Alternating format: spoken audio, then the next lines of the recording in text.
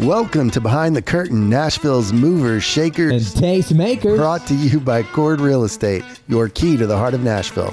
I'm Steve Luther alongside my co-host Van Hoy. Here we peel back the layers of Nashville's vibrant scene, sitting down with the innovators, creators, and leaders who shape our city. From music to business and everything in between, we dive into the journeys that have brought them to where they are today. We're here to uncover the stories behind the success, the passion driving their pursuits, and why they've chosen Nashville as their stage. It's about the people who dream big, push boundaries, and make this city truly unique.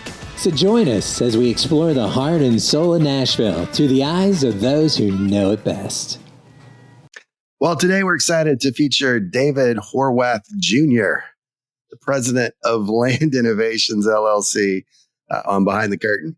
With a unique blend of creativity and execution, David leads his team in transforming the land development landscape in Middle Tennessee and Northern Alabama. His collaborative approach with developers, builders, contractors, and government officials has led to the creation of exceptional projects like Stevens Valley, Nolensville Town Square, and Voce, just to name a few. David's commitment to innovation and his proactive problem-solving skills underscore the success of Land Innovations LLC in crafting community-centric and sustainable developments. David, welcome to the show. Welcome. Thank you. Thank you for the invitation, and excited to spend some time with y'all. So you work even in Northern Alabama. So you don't work in LA, huh? Not LA. Oh man, we gotta love Lower Alabama. That's what we affectionately call it. Wow. Okay. Lower Alabama, LA. All right. Well, Yeah. so why don't we get started? You just gonna ignore that, huh? I'm totally ignoring that. Oh, David, did he say your name right? He did. Wow. And Voce, that was shocking. I've heard it called a lot of different things. Well, yeah. That was pretty good. I'm a world traveler. He's worldly. Let's get started. Welcome. Tell us a little bit about the founding story of Land Innovations, core mission, what drives you. So 13 years ago, during the Great Recession, Dudley Smith is a founding member of CPS Land, and things were slowing down to a halt. And he had always wanted to reach out and start a more creative company that thought outside the box. Our financial structure really has driven how we develop. Mm-hmm. Banks like predictability, and they like one type of product. I can get behind that, understand the risk structure of that. But he always had this drive to go do something different. And we're talking developing what? For the person who's watching. Yes. So developing single-family residential, banks understand that. You can go get financing for that. The risk profile, pretty standard. Got it. Then you have strip centers. I can understand that. I have hospitality. And so that's what it's a very segmented market. Right. And it goes back to, why do we have all of these things spread out? And the car in America had a huge impact. Whereas when you travel to Europe and other places, you don't see this kind of sprawl that we have here. Well, the car drove everything. They had to incorporate. They're thousands of years ahead of us. So the car got incorporated into the system. Here, the car drove how we developed. The bank financing followed suit. And Dudley just wanted to do things differently than the traditional model. So he starts Land Innovations initially as a consulting company. And Linden Village down in North Alabama, and Welch College, which had been trying to solve their problems for decades. Those were his first two projects. And then we moved in more into the management of developments with Voce and with Stevens Valley. And now we are co-developer partners in Nolensville Town Square, a 400-acre project in North Alabama.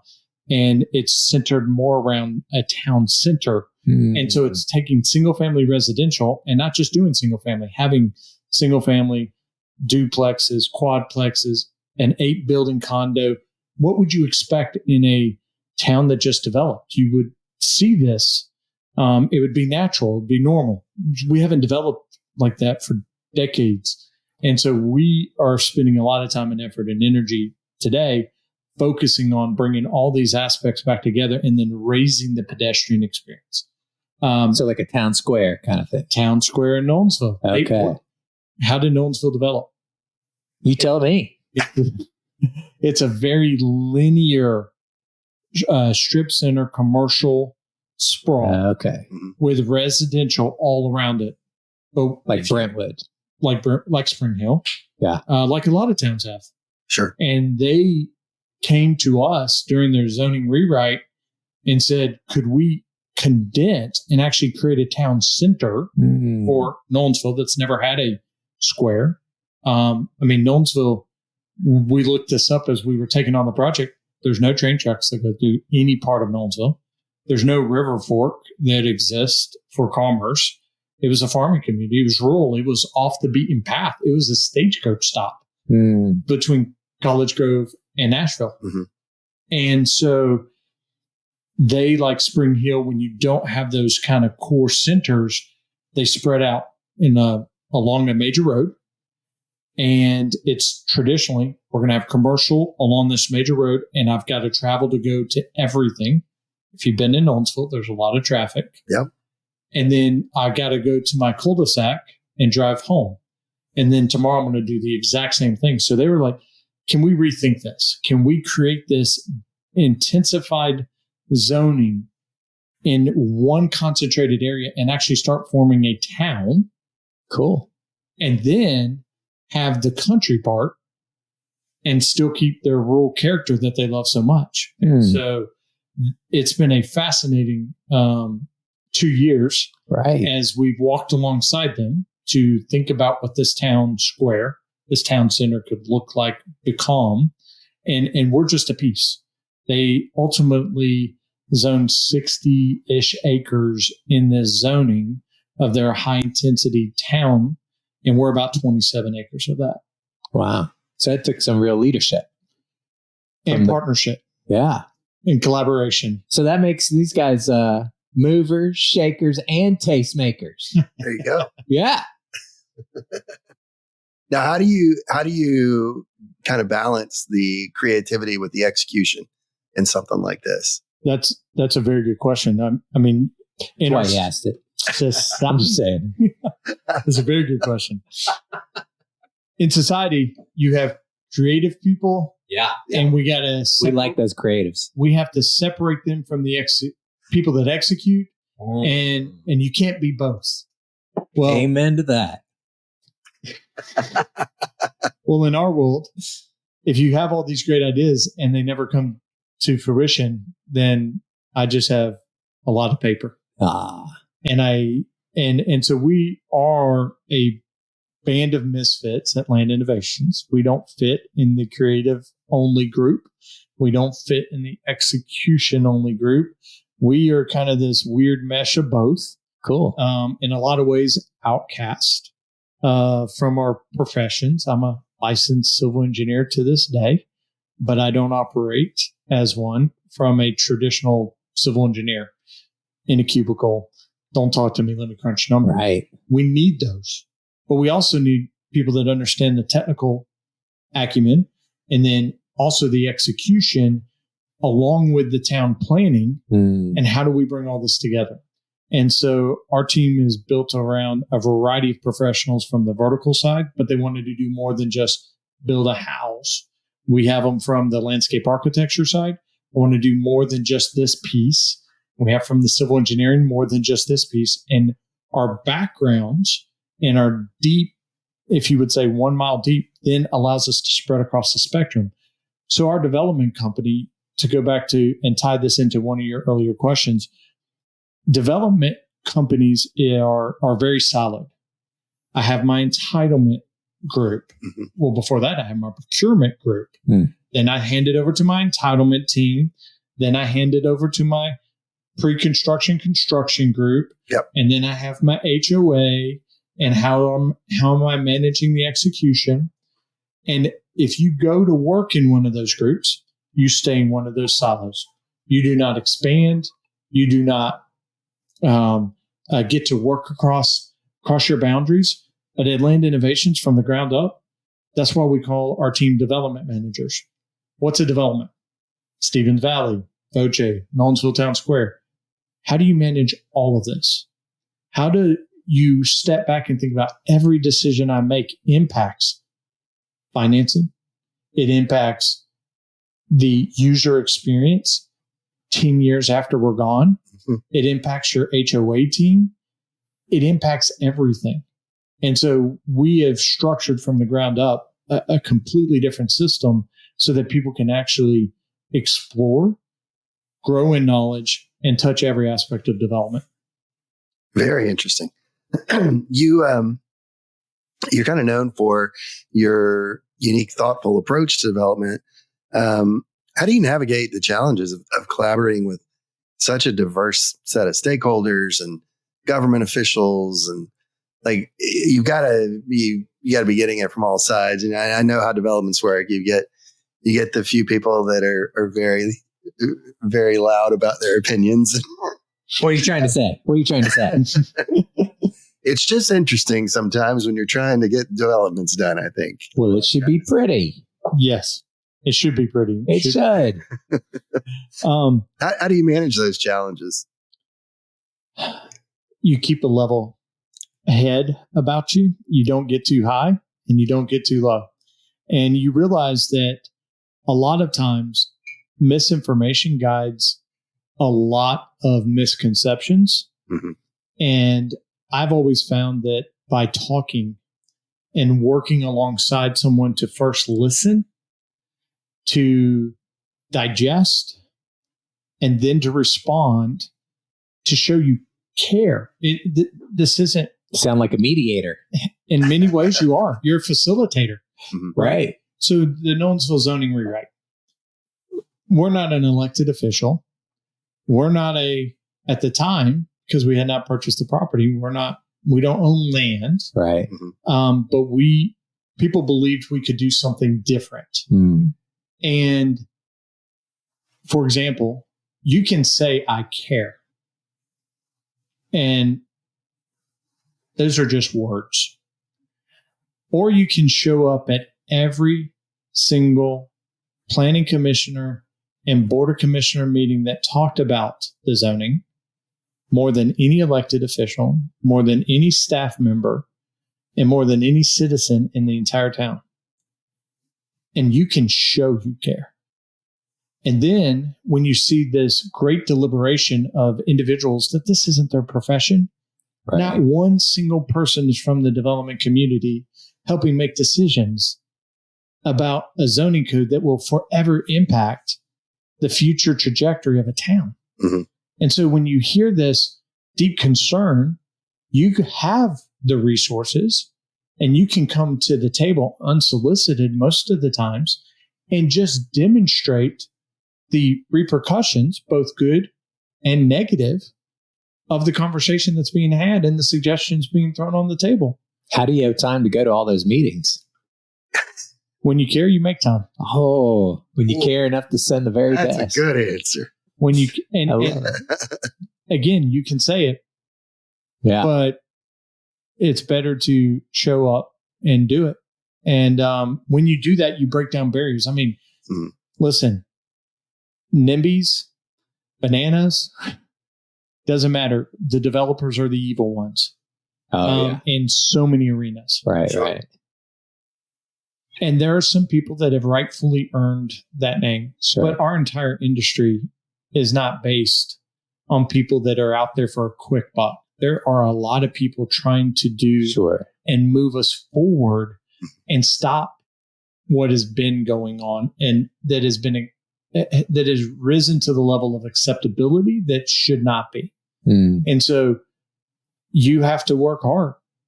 And to do anything great, I've never known anyone that's able to produce a great piece of art that hangs on the wall or music that we just love and are all drawn to that didn't pour their heart and soul into it. And I'll be honest with you, development is no different. That's good. Yeah. Yeah, I think it's interesting. I don't know if it's because people are so, averse to change, But it feels like a lot of times when you're trying to work through a development, there's a large segment of the population that likes things the way they are, and it's really hard to stay constant in one spot. You're either growing and changing, or you're dying. Yes. Well, people are afraid of change. Yeah. I mean, how do you deal with those kinds of things when you've got someone who's just adamant, like, I don't even want to hear it. I moved here because this is what I wanted, and I want it to stay like this forever. You know, I was talking about this at lunch today. Oh. And the gentleman that I was with said, by the time a lot of the population realizes they don't want change, they don't realize that the change actually started a decade before. Because development takes time to see what's happening and overcoming. I will say this about towns and what separated Nolensville for the Nolensville Town Square. What I think separates Huntsville looking 50 years ahead and planning for their future on the West Huntsville side of town, west of Madison. They understand that if they keep doing the same thing over and over again, that we're going to get the same results. And so they were bold enough to say, we have to do something different. And to Nolensville credit, there were clearly two sides. Mm-hmm. You had the town side and you had the countryside. And both sides were adamant about their pieces. Sure. And through changing even how the zoning reads. So the most popular style of zoning is Euclidean zoning. I can dictate exactly good design through words. We've shown for multiple decades now that's impossible. Can't do it. There's this other thought of form-based code. I want to start with what I expect. The experience of walking down a street, the raising the pedestrian, the expectation of how we're going to judge everything. Did you raise the pedestrian experience? Do you have pedestrian paseos?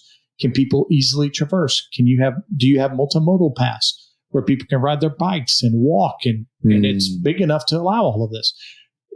So you have two major fundamental, and many municipalities are at this fork in the road. Which way are they going to go for the next decade or two? And Nolensville said, we're going to go the form-based approach. And what they showed is you can achieve both. A municipality that plans can have and preserve the country. Sure. And you can stop the urban sprawl that is creating the massive traffic jams that nobody wants. You can have both. But it's not just a zoning code. It also comes with a comprehensive plan update. I now sit on the Murray County Planning Commission. They're going through a zoning rewrite. And we're dealing with the same challenges down there. The Mayor, Sheila Butt's doing a fantastic job. There is a strong desire. Murray County has been an agricultural megastar for the state of Tennessee for centuries. Mm-hmm. We need to protect that. And you don't have the infrastructure. But where we do have the infrastructure, where we do have the capability, let's allow hamlets, villages, small towns, these concepts to organically grow so that they don't have to drive across the entire county to go get something. We can segment this out through comprehensive plans. So I think education is big. I think changing the way we think about zoning. Nashville has gone more to a form-based. You're seeing City of Franklin, same thing. You're seeing these groups say, okay, we need to look forward. What we have been doing hasn't worked. Mm-hmm. We're going to keep getting the same stuff. And then when you sit down in the bedrooms and the churches and the community centers to have these group meetings, it's about explaining where you are in the broader picture. If someone sees dirt moving or the thought that a development's going to happen next to them and they don't have a picture of the entirety, right, and they don't understand it, fear sets in. It's a reality. And so you have to communicate and you have to be transparent. And when you say something, you got to mean it. Right. You got to show up and do it. And I think when you add all of those elements together, there are going to be some that just don't want to change. They forget that they had to move here and that somebody had to develop something before they got here. There are always going to be those. But I have found that by following that approach of being transparent, over communicating, being collaborative, listening to feedback, not just being a hardhead and saying, I'm not going to listen to anything you say, that combination, people start to join in because they're now collaborating versus being talked to and lectured to and ignored, which has happened a lot. Well, talk to us a little bit more about the Nolensville project. I mean, it sounds like a really fun project. You said you've been working on it for a couple of years. I don't know if it's really been a couple of years or it's been longer than that. What's like the build out projections, and what are some of the really cool, exciting elements of it that you're excited about? Fantastic. Yeah. So I'm going to say we started early 22 was the phone call of, hey, this property's been through 4 different development groups. This last one, things were not going well. Family at that point is just exhausted. Deal fatigue is real. And they've been trying to, they all 4 came together. They thought they could get something better by combining their properties than versus individually parceling them out. Not often do you see that type of commitment. All 4 families are amazing, but they were just exhausted.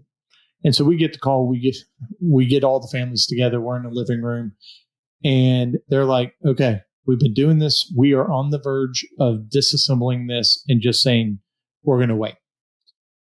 Why are you guys different? And so we start laying out, they're like, how would you structure this? And so we go through how we normally structure these deals. And they're like, nobody has offered to pay us for time. Because, I mean, Nolensville's going through a zoning rewrite. And it's a hard pill to swallow to just go buy, millions of dollars of land and you don't know what you're going to get at the end of it. So we typically pay for time. We allow the price to escalate over time. You should be rewarded for giving us time to execute. They're like, no one has ever offered this. Basically, that and a whole bunch of other conversations that occurred over a 30-day period. They're like, y'all are our group. We're willing to pitch our wagons. And we said from day one, no one's going to work harder than we will at what's before us. And it was pretty cool. This past December, we had purchased all the properties and everybody was in their next chapter of life.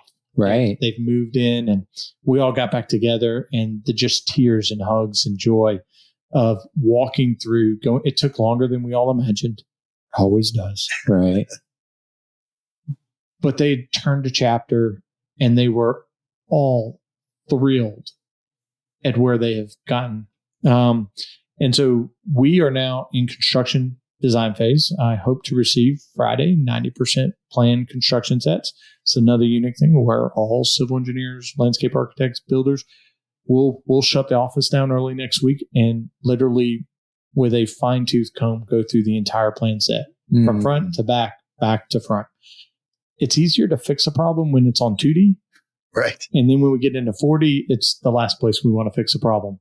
When that yellow equipment's out there, everything's reactionary, costs more, takes more time. It's not the ideal scenario. So we'll spend the time. We'll dedicate ourselves to getting the plans in. We'll turn them in. Our hope is we're looking at a Q3 construction break ground. That will run to about mid-year next year. And then we will look to go vertical with our first phase, which will be heavily townhome focused, but also the mixed use component is really important. I'll say this about Nolensville. The plan that was developed and created there, I am not sure we could get it approved in any other jurisdiction in Middle Tennessee right now. They did a really good job by listening, getting feedback, and adopting the zoning ordinance that allowed us to look forward. It was still challenging. But to get a property that is 15 units to the acre that has 80 feet of incline from the lowest point to the highest point, to almost eliminate all retaining walls because we use the buildings to attack the grade, and to have 50% pervious. That means there's no concrete, no roof, no sidewalks. 50% of this site is pervious. We had broken the previous record in Nashville for about the same units per acre on our Stevens Valley Town Center at 80/20, and they thought that was unheard of. We even did better there. A lot of that was created by the opportunity for us to do a wrapped parking garage, mixed-use building with 240 units in it, over 240, which makes a lot of sense where it is because the east-west connector is coming just to the south of the site and being in this town center dense area. Additionally, we were able to raise the pedestrian experience by having real meaningful paseos. So as you walk and as you experience this space, it's not just, have you all ever been to Seaside? Oh, yeah. Mm-hmm. Sure. Okay. So you know you got that main Right. gathering place for the community, but you are drawn, at least I was, to just walk away from the ocean and away because there were these openings that led to something. I could see something behind there, but and that pedestrian experience of curiosity, and there were shops back there. Right. I didn't know there were. The first time I went down there, I had no clue. But there was these Easter eggs. There's these wonderful, quiet, reflective seating areas that you could have the craziness that goes around Right. in the big square and all the big food trucks, and everything. Oh, yeah. But you could also get away. Right. It was an amazing experience, and that's kind of considered one of the fathers of this new urbanist philosophy. And a lot of places have done incredible things since that development. But to have that in Middle Tennessee, right, to incorporate that into the Stevens Valley Town Center that we literally had approved, it cost us 18 months and tens of thousands of dollars to say, we think we can do better. Wow. Will they approve this? We don't know. So we increased the density by adding 100 units, over 15,000 more square feet of non-residential, increased the open space because we changed the entire product mix. It's a big thing here, affordability. So we have, in the Nolensville site, we have 7 different townhome, target, market, rich, very thoughtful layouts in one small little development. 7. That's not typical. Sure. I mean, you're lucky to get 2 in a size of our development by most indicators. We've been told by a couple fairly large groups that we're insane. Who would do 7 of these in such a small area? But product diversity. We have everything literally from a townhome that does not have attached parking available, much less covered. You got to walk. It's a starter, a liner. It is literally 15 feet, 25 feet away from a brownstone that'll sell for upwards of $1 million. Right. And we have found, even in the fabric of what we did over at Stevens Valley, which we've been on the single family, now we're turning back to hit our town center. On our main street, when we launched that, we had a house that was 1.2 and another house that was 575,000, 2 doors down. And people are like, this will never work. Well, first of all, go to Eufaula, Alabama, go to Thomasville, Georgia, and I can name a ton of other communities that we see big houses and small houses, and it's pretty normal. And it was the way we developed before. Yeah, especially in the South. Yes. For sure. Yes. And what we see is vibrant community because a grandparent that could afford, or someone where they're an empty nester now, could afford the 1.2 at the time. And the starter that had the kids at the 500, do you think that those empty nesters or grandparents don't love having children run in front and sit on the porch and engage? It's amazing. Right. And so bringing that product diversity back in Nolensville, we did not have enough room just because we only control 27 acres to add single family. We tried. It was really hard on a site that you climb 80 feet to get all this to work out. Sure. Just couldn't get that in. But we do have some courtyard towns. We do have these kind of brownstone towns, luxury towns, master down, first level, no steps. So we're hitting basically the entire spectrum in condos, lots of condos, entire spectrum of purchasing product types except the single family. But the same thing can happen there. Like literally you can rent, you can get your first townhome, and then you can have your empty nest townhome. And so can you create this sense of aging in place? Now, someone may not age in the same place, Of course. but you're bringing that demographic in of people from all stages of life are now pulling together to be a part of this community. And it changes what you see on the street. People aren't coming home and staying in their houses. They want to go to the front porch and they want to walk and get to meet their neighbors. It's fascinating. Like West Haven in Franklin. All kinds of price points. Yes. Although now it's all expensive. But when it started, it was all price points. It was wonderful. You've done work, across the U.S., Canada, Brazil. Wow. We went down to Panama last year, and we just kind of fell in love with the way they've kind of laid out Panama City. There's tons of these little plazas, courtyards, and the little shops that surround, and the tables and the chairs that are out there, and it's so much more about walking around and experiencing the culture. Have you found that your work internationally has influenced your approach here? And in what ways do you think it has done that? You did good research. I'd say two major ways. And I want to start out with maybe the one that doesn't jump out off the page. And that would be when you work in Brazil. While I was there for 2 years, we worked on a hospital project that spanned, I had teams across 12 countries, based in the major players. The construction group was a Brazilian group. We were kind of the quarterback and the coordinator. And we were an Australian-based company with a heavy presence at the time in Argentina. Siemens, Germany, Sodexo, France, and a whole bunch of other players from Italy across the globe. It was what I learned is everybody could see the same problem, the data, the facts, but they all approached it differently.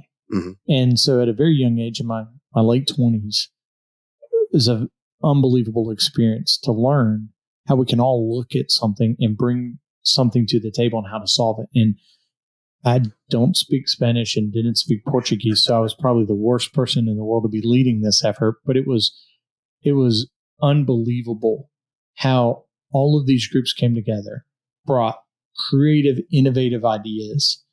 And I think that's essential in what we do. We've taken this town center concept that has mainly been focused on larger downtowns, Franklin, Nashville. And we're trying to bring a model into suburbia that is this sprawl that everybody is getting frustrated with. Mm-hmm.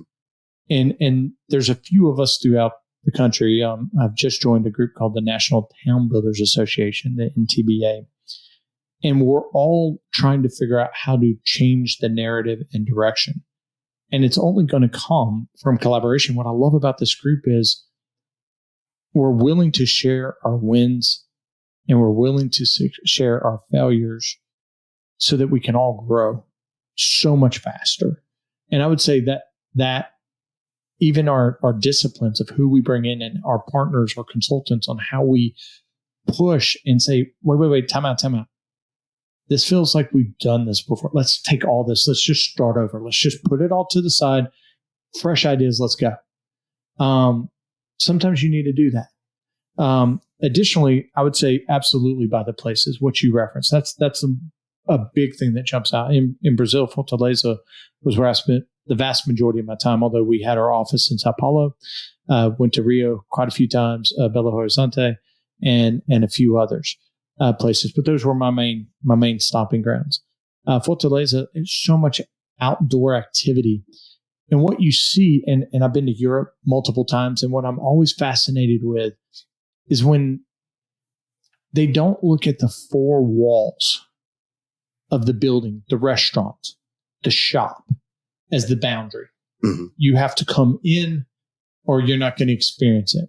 It just overflows to the street, the tables, the plazas, the energy, and look at the community that it sponsors and helps facilitate. And so that's a big thing we're trying to, obviously climate's different in North Brazil, nearly at the equator. Nice conditions, all transparency and honesty, very nice. But Europe, they're not close to the equator, and they figured out how to make this work. Right. Doesn't mean every day, all day you're out there, but the vibe and the experience when you have that nice time in the evening is unbelievable. It's electric. Right. And yet we want to put a building by itself, isolated, make sure that everybody goes to the inside, doesn't experience anything outside. And then we're going to wrap the entire thing with a sea of parking lot. It's just a completely different encounter and experience. And so how do we incorporate that better? And I can tell you a lot of us are trying to figure that out. But you're breaking a lot of habits.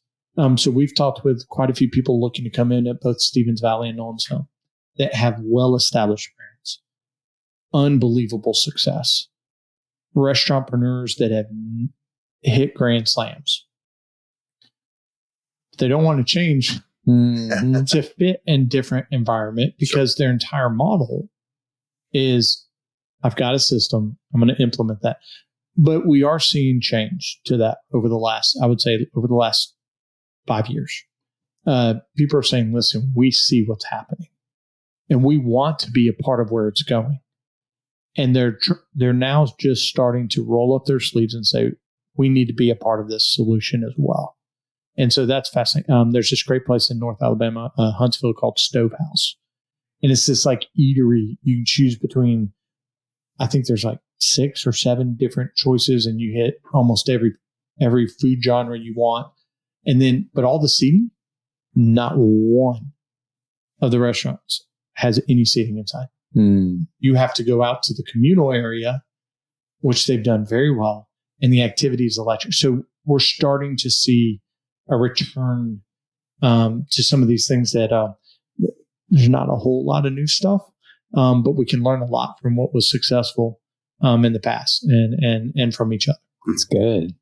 Now you also sit on the planning commission now in Maury County, so you kind of get to see things from the government side, and then you get to see things from the private side. Talk to me about the public-private partnerships and how that kind of drives land development.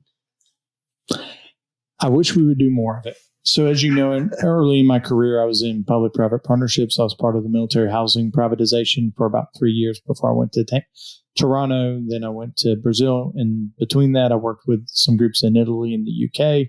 And then I went to DC with the second largest military housing privatized group. Public-private partnerships are powerful. For whatever reason, in the U.S., they're not fully accepted yet, but that's changing too. And what does that really mean? Does it have to be the formalized structure that we see in Canada and other countries? I don't think so, although sometimes I think it helps. But what if a town needs capacity? Let's say I need to put in a sewer line, and I need to put 3,000 feet of this sewer line in, but I only need a 6-inch. Is the cost in the 6-inch to a 12-inch pipe upgrade really that significant for the material? No, it's very minimal. What's the cost? It's that big trencher that's running, trying to cut through all the rock to get it to the right elevation and set. The material's very minimal. So why, if a town is forward thinking and looking ahead, hey, that's 3,000 feet of trunk line in a major zoned area that we just have. What would be wrong with saying, let's pay for the material incremental increase of just the pipe? The other costs don't change for us at all. The trench is same width. It's the same depth. Doesn't change. But I can pay that little extra more. And now I've planned ahead. And technically, that's a public-private partnership. That seems like a great place we can start. And that's just a simple example, but that's something that's being wrestled with in Nolensville for our project. Mm-hmm. There are ways to do it without, while keeping the separation, but still everybody coming out on top. It doesn't have to be the government running our hospitals, as some countries do. It's worked out well in some countries that I've been to, and I promise you it's worked out really bad in other countries that I've been to. Sure. And so we can find what works, but at the end of the day, public officials are in that position because they deeply care. Staff members, town engineer, the volunteers at the planning commission, we're all doing this because we care. Mm. And the developer a lot of us are doing it because we care. Not all of us are just trying to go strip a piece of land and just cut it all down and just force in housing that shouldn't be there. There are some, but how do we work together? And when you work together, some powerful Nolensville Town Square happens. Sure. We won 6 stormwater appeal boards in Williamson County and have the most innovative stormwater treatment comprehensive system in the state of Tennessee. Wow. We are doing and embarking as part of that a 7th element on our stormwater at Stevens Valley, which is one of the country's largest stream restoration projects in U.S. history in a development. So we can work together.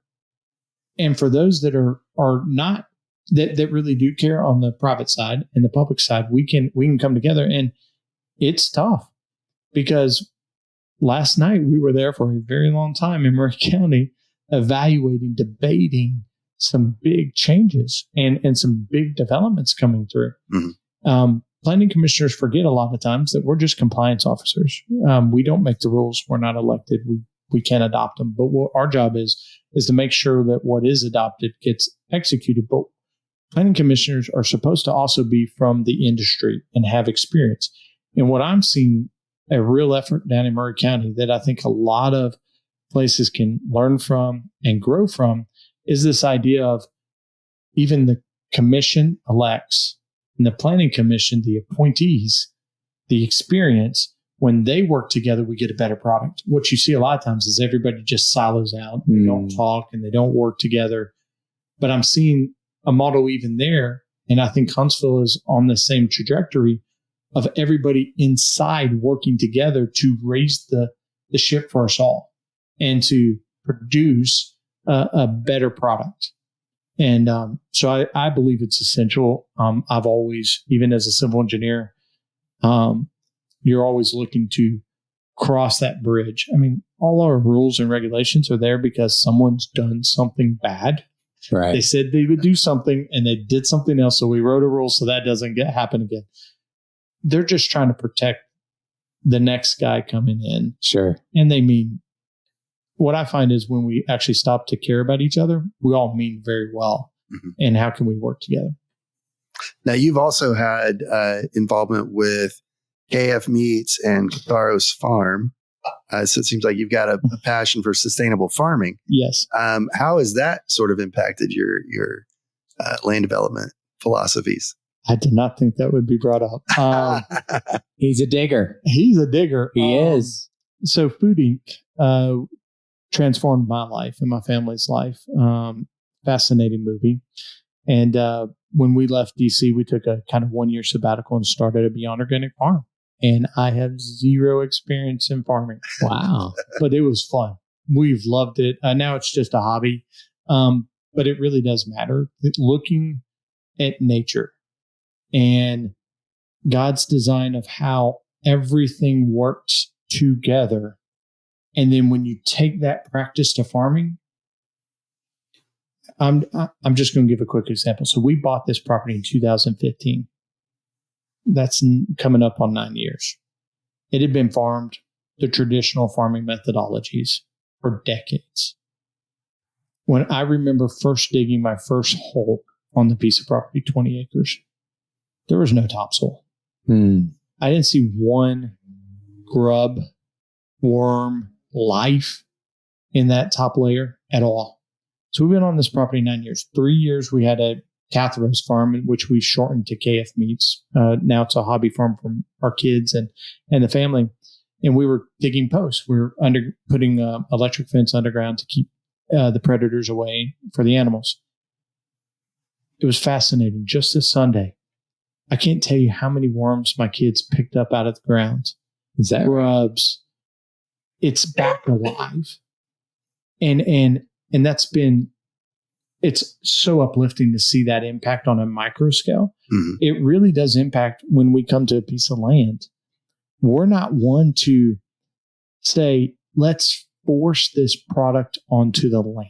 Mm. We first say, we walk it. We don't just walk it once. We walk it over and over and over again. What does the setting say we need to do? And how does that inspire our design?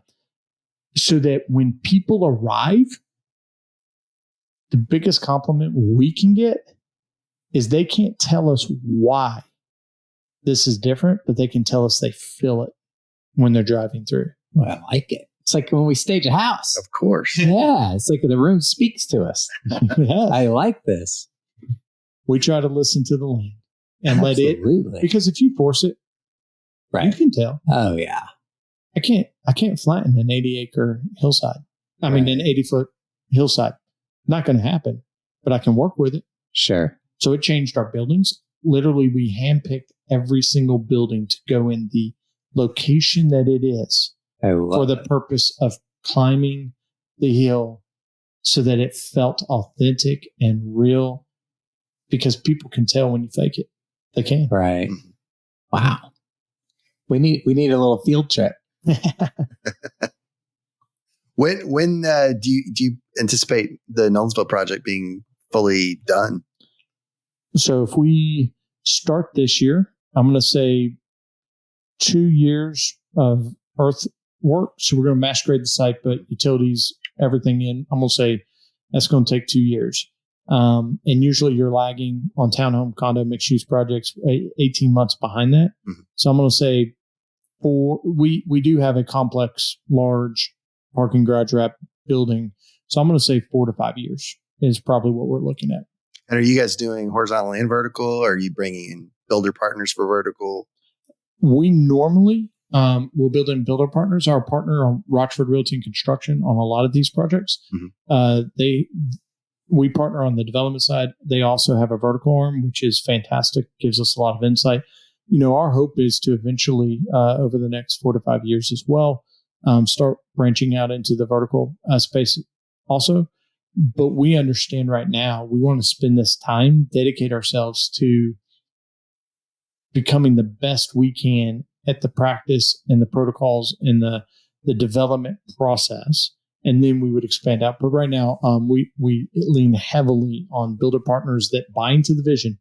So just because we bring in a builder partner, they have to submit every single detail to the design review committee that we sit on to ensure that that vision is never lost in the entire process. Good. So looking towards the future, what trends do you see coming to land development? How are you guys kind of positioned for those? I think more people are realizing these town center locations where you can park. So the people that live there can come home and walk out their front door and go have dinner, have an ice cream, walk around the community, and walk back to the house. We just feel better when we do that, by the way. Right. If you've ever been on vacation, you're in a hotel and you got to walk 10 minutes to go eat dinner, and then you have to walk 10, 15 minutes back. You don't have the same crash. Right. And that's scientifically proven.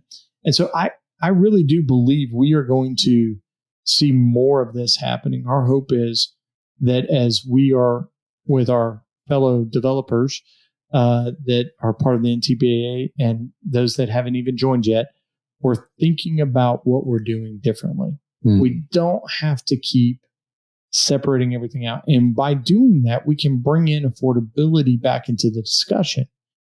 The spreading out, we see where that heads. Right. And it's priced a lot of people out of the market for having attainable housing.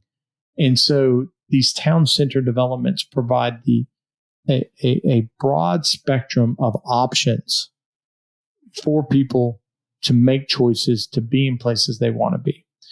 So I really do believe but don't get me wrong, we need the East Bank project as well. Rethinking how that has all taken shape over the last 5 years, and in Nashville, and looking forward, not many towns have the flexibility to say, hey, let me look at the other side of the river and kind of rethink our model. I think we need both. I don't think it's an either or. I'm on a panel in a couple of weeks with some incredible work that is happening on the East Bank side. But I also think we need to face the reality of suburbia and what the car has impacted and how we can address that as well. I think it's both. I don't want to pretend it's one way, one solution's better than the other, because I think by attacking them both, we're gonna create a better solution. Mm-hmm. Well, if someone's interested in getting into land development, what's the best way to do that? I mean, do you have to be an engineer? Like, how do you get into land development? It's a good question. So we look for people from the industry for what we're doing, because we're looking for someone that has this unique skill set that can span across a lot of different things. Versus a solid operation. I need less if you're just the finance guy. So spend 5 years here, and now I'm going to put you in the marketing hat, and then I'm going to put you in the vertical building hat. The people we're trying to bring together are spanning across that. We're looking for an assistant development manager right now. We're going to be hiring another 4 people over the next 18 months. I am less concerned about the background, and I'm more concerned about the character traits that they possess. We've really changed our model. For example, at the bottom of my resume, I ask a question. For your application to be considered complete, you need to answer the following 3 questions on an essay titled A Message to Garcia. This is interesting. Yeah. I've had over 400 applicants, and only 25 have filled out the essay. Really? Yes. And 3 have asked me for the essay, which I'm like, you failed the test. Why did you fail the test? Well, because I'm just going to Google it because it's quicker for me to send it to you, the link. And so the Message to Garcia is a fascinating story. It shows that we have people's ability to reason, to think through and solve problems on their own is a classic challenge. And so we're looking for those unique people that have grit. But one of the ways we're trying to find that is, can you read all the way down? We put all the juicy stuff like right at the top. Like they barely have to scroll. But if they scroll the way down, they see, I'm looking for someone that is detail-oriented, creative thinker, creative problem solver. Yeah. And is willing to have an insatiable appetite of curiosity. Never full. It can't fill that mind or that desire to know more, and is a hard worker. And so that's kind of what we're looking for. It absolutely, at this point in time, you got to have some experience in one of the disciplines, because there's a translation process that goes so much faster. Right. They pick up on so much quicker because they're around it. They can take terms and they can apply them. But the character trait, the intangibles, are actually our biggest thing that we are trying to weed through as we try to find the right fit for our culture and our company. And I've had to tell a couple that just had fantastic personality and character traits, but zero experience. Go into one of the disciplines. I don't care if you're on a paving crew. Find something that you are very interested in and go spend some time in that discipline so that you can start getting the foundational building blocks that we can then, when you come to Land Innovations, we can grow. And we're building a strong culture and a mentorship program so that people can learn everything about development. And it's not easy, but it's so much fun. I want to know how we get them to come to our side of town. Man, we live up in the Hiddersville, Gallatin Okay. area. Whew. So if someone wants to get a hold of you, either to work there or to have you guys do the design work on a development, what's the best way to reach out to you guys? I would say my email or my phone. You can call, text, always on it. Awesome. Thank you all for having me. I enjoy talking. It's amazing just picking up the phone sometimes. Yeah. How much more we get accomplished. So I'm happy to talk to people. And we've had, my phone number somehow gets out there pretty easily already. I promise you that. So that's good. Well, thank you for coming. Yeah. Thank this you. is just fascinating. Y'all are great. We'll appreciate it. Thanks for joining us, and we'll see you guys next time. Well, that's a wrap on today's episode of Behind the Curtain, Nashville's movers, shakers, and taste makers. We hope you've been inspired by the stories of passion, perseverance, and innovation right here in Nashville. A big thank you to our guests for sharing their journeys and to you, our listeners, for joining us. And of course, our gratitude to Accord Real Estate for making this conversation possible. Don't forget to follow or subscribe to our podcast on your favorite platform. Thank us. Yes, you did. Oh, I guess I did. Well, thank us. Okay. Like I was saying. Oh, yeah. Don't forget to follow or subscribe on your favorite platform to catch every episode and hit that notification bell. We've got plenty more fascinating guests lined up, ready to share their insights and inspirations. And we love hearing from you, so reach out to us with your thoughts, questions, or suggestions for who you'd like to hear from next. Until next time, keep chasing your dreams and making your mark in Nashville. Oh, my goodness. Remember, Am I talking to Casey it's Kasem? the people behind the scenes that make the city shine. I love it. Take care. See you behind the curtain.